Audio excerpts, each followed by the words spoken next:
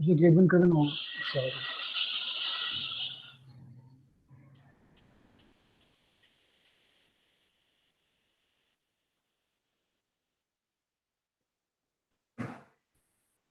Good evening, everyone.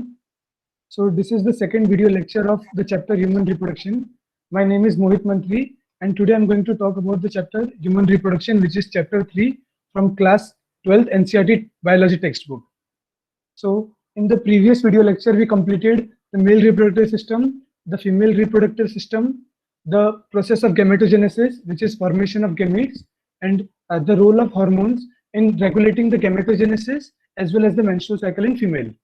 In this part, we will focus on fertilization and implantation, pregnancy and embryonic development, as well as parturition and lactation. So let's begin with fertilization. The process of fusion of sperm and ovum is known as fertilization, and after ovulation, the ovum is released from the ovary into the fallopian tube and reaches the ampulla of the female reproductive system, while at the same time, after the coitus, the sperm comes in contact with the ovum, and one of the sperm penetrates the zona pellucida layer of the ovum and then induces change in the membrane of the ovum, which further blocks the entry of additional sperms. So the acrosome of the sperm contains an enzyme which is known as hyaluronidase, and this hyaluronidase enzyme depolymerizes the hyaluronic acid polymer of the ovum zona pellucida layer and penetrates inside the ovum. And as soon as this occurs, there are some changes in the ovum metabolism which further blocks the entry of other sperm, and therefore the polyspermy is prevented. Polyspermy is the condition in which more than one sperm fuses a single ovum. Now, once the sperm has entered inside the ovum, the second meiotic division of the ovum takes place, which results in the formation of second polar body and a haploid ovum, which is also known as otid. This second meiotic division occurs because of the centriole provided by the sperm, and before that, the ovum is arrested at the metaphase stage of the meiosis II. Now, the haploid nucleus of the sperm as well as that of the ovum fuse together to form a diploid zygote. So, to prevent polyspermy, two type of action takes place in the ovum, and this is the fast block action as well as the slow block action. So what happens is when the sperm binds or fuses with the egg cell membrane, initially the sodium influx takes place, which changes the membrane potential, and this is known as fast block action. So what happens is that the resting potential of an egg is around minus 70 millivolts, but due to this high sodium influx, the potential increases up to plus 20 millivolts, and this prevents additional sperm from binding to the ovum. Along with that, there is a kinase stimulation and further signaling process takes place. So kinases are the group of enzymes which can undergo phosphorylation of various molecules or ligands. So this kinase stimulation activates the phospholipase C of the membrane, and this causes the production of IP3 as well as diacylglycerol. Now, the diacylglycerol production further activates the protein kinase C, which which acts on the ion channels, and sodium hydrogen ion exchange takes place, which increases the intracellular pH. This causes stimulation of protein synthesis, DNA replication, and cytoplasmic movement of morphogenetic material, which is necessary for further mitotic divisions of the zygote. Also, the IP3 which was produced causes calcium release inside the ovum, and this calcium release can first of all cause degradation of cyclin and inactivation of MAP kinases, which restore the mitotic cell cycle, which was arrested at the metaphase stage, so that the zygote can further mitotically divide to form the embryo.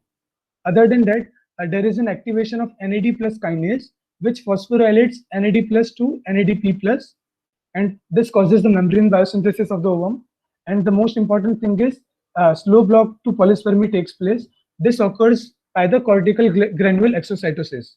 So the calcium release inside the cell causes release of cortical granules from inside the ovum to into the perivitelline space, and this causes formation of hyaline layer and these cortical granules contain proteases, mucopolysaccharides, hyaline, and peroxidases, and which further hardens the vitelline membrane of the ovum, and because of this, other sperms cannot penetrate the ovum. So this is how the polyspermy is prevented in humans. Then once the zygote is formed, a diploid zygote, it undergoes cleavage. So cleavage is a series of extremely rapid mitotic division. Why extremely rapid? Because it is not followed by the growth phase. Only the M phase of the cell cycle takes place. So once the zygote is divided into two cells, then without any growth, yes. Mhm. Uh, how does that happen? Like, how is the rapid division taking place? Because you said that there is no Yeah. growth phase. So, what is the source for the the factors that responsible for the growth in essentially in normal cell division? There is a growth phase, and growth phase is essential for like production of Yes, those yes, yes. Okay, okay. proteins and all. For, yeah. Yeah, so what happens is that during puberty, the cell is already arrested at the second meiotic division and it does not proceed further until the spermatozoa reaches the ovum. So during this whole period, when the cell division cannot proceed further, all the transcription protein synthesis has already taken place inside the ovum. So whatever proteins it requires for further mitotic divisions is already stored in the ovum. That's why the cytoplasm of the egg is very dense, and that's why the unequal division is required, so that all the protein, all the transcription material is already present inside the ovum, and it does not need to produce more before the next cell division. Okay, got it, got it. Okay. Thank you, thank you. Yeah, so that's why without any growth phase, the cell division takes place, and extremely rapid mitotic division occurs after the fertilization. Now, the mitotic division starts, and at the same time, the zygote moves from the ampulla to isthmus of the oviduct towards the uterus, and from one cell zygote, 2 cell, 4 cell, 8 cell, and 16 cell daughter cells are formed, and these are known as blastomeres.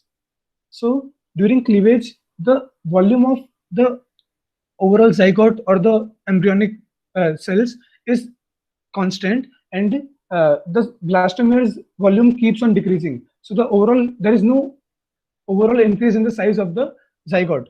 As you can see here, if this is the zygote, even after many cleavages, the overall volume remains the same, and the volume of each blastomere decreases because there is no growth phase. So after 3 to 4 days of the egg being inseminated, the embryo cells form a spherical structure, and this is known as morula. And the morula is basically 8 cell stage or 16 cell blastomeric stage of the embryo. So this is the morula stage, and this is the morula stage. Now after this, after 4 to 5 days, a cavity is formed within these embryo cell, and this stage is now known as blastocyst.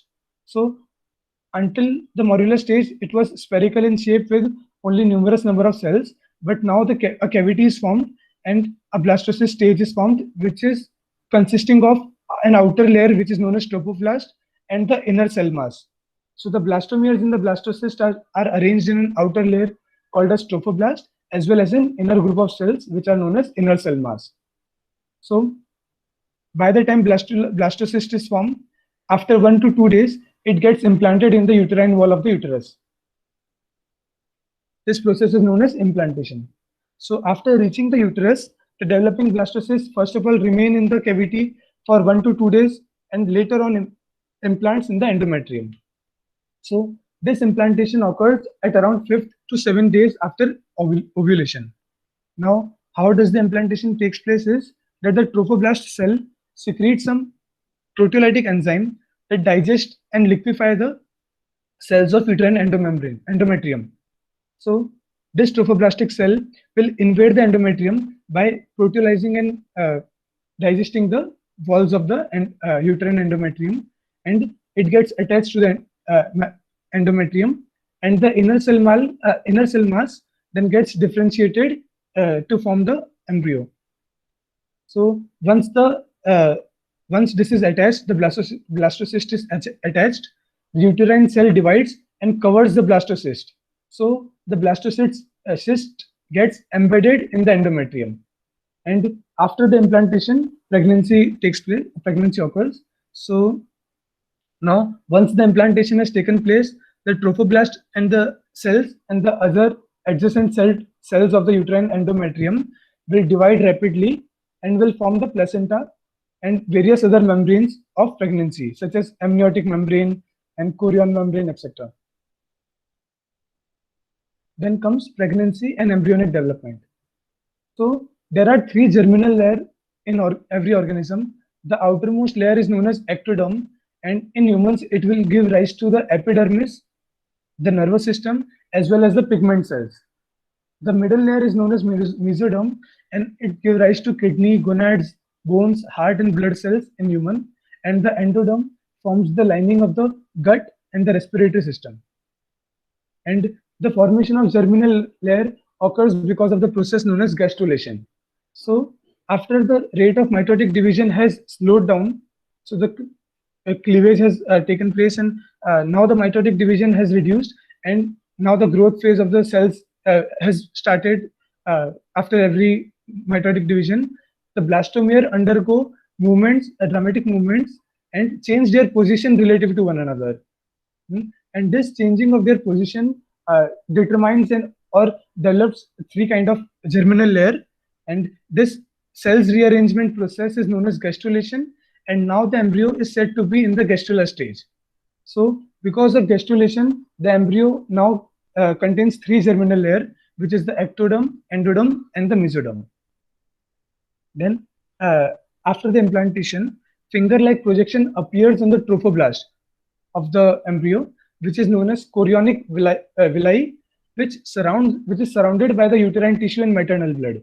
So this is the villi of the embryo produced by the trophoblast, and it is surrounded by the uterine membrane, by the uterine tissue and the maternal blood. And the chorionic villi and uterine tissue become interdigited, that is, fit into each other and jointly form a structure which helps in the transportation of oxygen and various nutrients from the mother to the embryo, as well as collect the carbon dioxide and other metabolic waste product from the embryo to the mother. And this structure is known as placenta. So this whole structure is known as placenta, and via diffusion, the materials are passed on from fetus blood to mother's blood, as well as vice versa via diffusion. Now the placenta is connected to the embryo through an umbilical cord, which helps in transportation of substance to and from the membrane, from the embryo. So this is the embryo or fetus, and this is the umbilical cord, and via this umbilical cord, the substances are passed from mother to fetus and fetus to mother. Now placenta also acts as an endocrine tissue and produces various hormones such as human chorionic gonadotrophin, which is also known as HCG, human placental lactogen, which is known as HPL, and estrogen and progesterone, etc. And in the later phase of pregnancy, a hormone called as relaxin is also secreted by the ovary. So, in addition, during pregnancy, the level of these hormones such as estrogen, progesterone, cortisol, prolactin, thyroxine is increased several fold in the maternal blood as compared to the normal case. And increased production of these hormones is essential for fetal growth, metabolic changes in the mother, such as increase in weight, as well as maintenance of pregnancy. So the human chorionic gonadotrophin is an important hormone. It is a glycoprotein which is molecularly similar and functionally similar to the luteinizing hormone or the LH. And its most important function is to prevent involution of corpus luteum, so that the corpus luteum stays during the whole period of the pregnancy and keeps on producing estrogen and progesterone. So now, because the corpus luteum does not involute, the corpus luteum secretes large quantity of progesterone and estrogen for the next few months until the fetus is developed, and these hormones prevents menstruation and also cause the endometrium to continuously grow and stores large amount of nutrient rather than being shed in the menstruum, so that the nutrient can be supplied to the growing fetus. And this human chorionic gonadotrophin hormone as well as the human placental lactation, these hormones are only produced during the pregnancy, and therefore the HCG hormone is used in various. The detection of HCG hormone takes place. Detection of HCG hormone is done in case of pregnancy test. Then comes the gestation. So the period of development of embryo inside the womb of the female is known as gestation, and this lasts about 9 months in human. And after 1 month of pregnancy, the embryo's heart begins to is formed and starts to beat. By the 2nd month of pregnancy, the fetus develops limbs and digits, that is forelimbs, hind limbs, as well as the fingers. And by the end of first trimester, most of the major organ system are formed, and also the limbs and external genital organs are well developed by this time. The first movement of fetus and the appearance of hair on the head is usually observed during 5th month, and by the end of 2nd trimester, the body is covered with hair, eyelids are separate, and eyelashes are formed. And by the end of 9th month of pregnancy, the fetus is fully developed and ready for delivery. So these are the stages of the development. So this teratogens are the chemicals which can induce abnormal development in the embryo. So during the first 2 weeks, the embryo is insensitive to the teratogens, but these dark blue color marked region are the region which are highly sensitive. So if teratogen is present in this period, it can cause abnormal growth of these different organs. So, and the light blue means less sensitivity. So by the 8th week, that is after 2 months, the heart is already completely formed, and the upper limbs as well as lower limbs are formed, and then the eyes, teeth, and external genitalia, ears, central nervous systems are formed in the later stages. Then comes the last part, which is parturition and lactation. So vigorous contraction of the uterus at the end of pregnancy causes the delivery of the fetus, and this process is known as parturition or childbirth. The signal for parturition originates from the fetus. So fetus induces or sends some signals due to which the parturition occurs, as well as the placenta sends this signal, and due to this mild uterine contraction occurs, and this is known as fetal ejection reflexes. Now earlier in the first video lecture, I mentioned that progesterone reduces or inhibits the uterine contraction, so that the implanted embryo or implanted ovum does not get expelled out. But later on, at the later stage of pregnancy, the progesterone level tends to decrease, and therefore the uterine contraction, which was suppressed in the initial stages, can now contract. Both progesterone and estrogen are secreted in progressively greater quantity throughout most of the pregnancy. But at the end, around the 7th month onwards, the estrogen secretion continues to increase, while the progesterone secretion either remain constant or decrease slightly. So it has been hypothesized that the estrogen to progesterone ratio increases at the end of pregnancy, and this might in some way be responsible for the increased contractility of the uterus. But other than that, the most important thing that which occurs during parturition is the secretion of an hormone which is known as oxytocin. So oxytocin is the hormone secreted by neurohypophysis, that is the posterior pituitary gland, and it specifically causes uterine contraction. This oxytocin acts on the uterine muscles and causes stronger uterine contraction, and this further stimulates the secretion of oxytocin. So there is a positive hormonal feedback taking place in this case. So as the contraction becomes stronger, it stimulates more and more secretion of oxytocin, and higher secretion of oxytocin further causes more stronger uterine contraction. It is suggested that stretching or irritation of the nerves in the cervix initiates reflexes to the body of uterus. So because of stretching or irritation in the cervix, the uterus wall undergo reflexes and contraction. So the stretching of cervix causes the entire body of uterus to contract. So here we can see that the baby head stretches the cervix, which sends a signal, and excites the fundic contraction. Fundic contraction is the contraction of the uterus, the fundus region of the uterus. Then this fundic contraction further pushes the baby down and stretches the cervix more.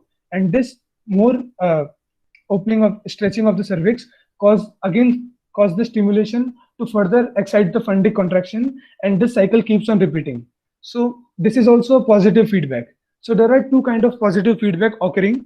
First is that the stretching of cervix causes the entire body of uterus to contract, and this further increase the stretching of the cervix, and the same process repeats. And the other thing is this cervical stretching also causes the pituitary gland to secrete oxytocin, which further increase the uterine contractility, and more release of oxytocin and more contraction further release the secretion of oxytocin. And why it is positive feedback, the expulsion of baby out of the uterus takes place through the birth canal, and this process is known as parturition. Then after the infant is delivered, the placenta is also expelled out of the uterus. So this is the parturition. Now the last thing is lactation. So the mammary gland of female undergo differentiation during pregnancy and starts producing milk towards the end of pregnancy, which is known as lactation. Now estrogen and progesterone are essential for the physical development of the breast during pregnancy and for the production of the milk, but these hormones inhibit the actual secretion of the milk, while other hormone, which is known as prolactin, promotes the milk secretion.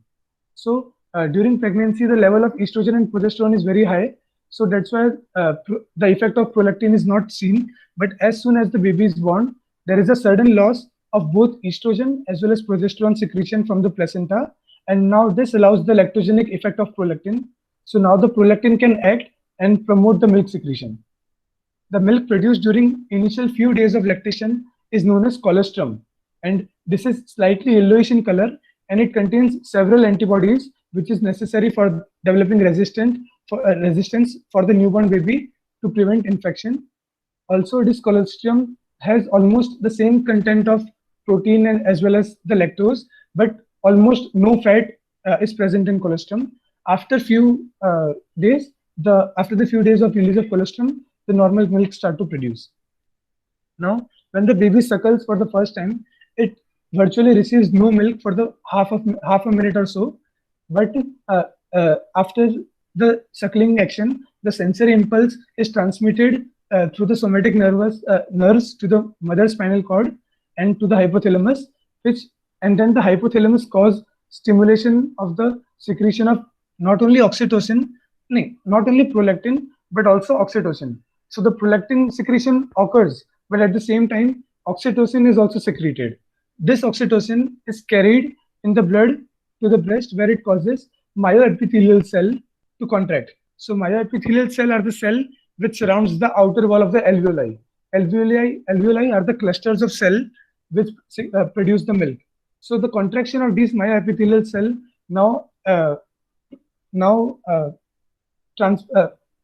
secretes the milk from the alveoli into the ducts, and therefore the baby suckling become effective in removing the milk after 30 seconds or 1 minute, and then the normal milk begins to flow. This process is known as milk ejection or milk letdown. That's it for this chapter.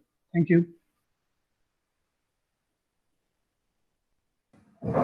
Good हो गया, आज तो बहुत जल्दी हो गया. हाँ sir, ये कंटेंट छोटा सा था. Good and most of first part में कवर हो गया था. जस्ट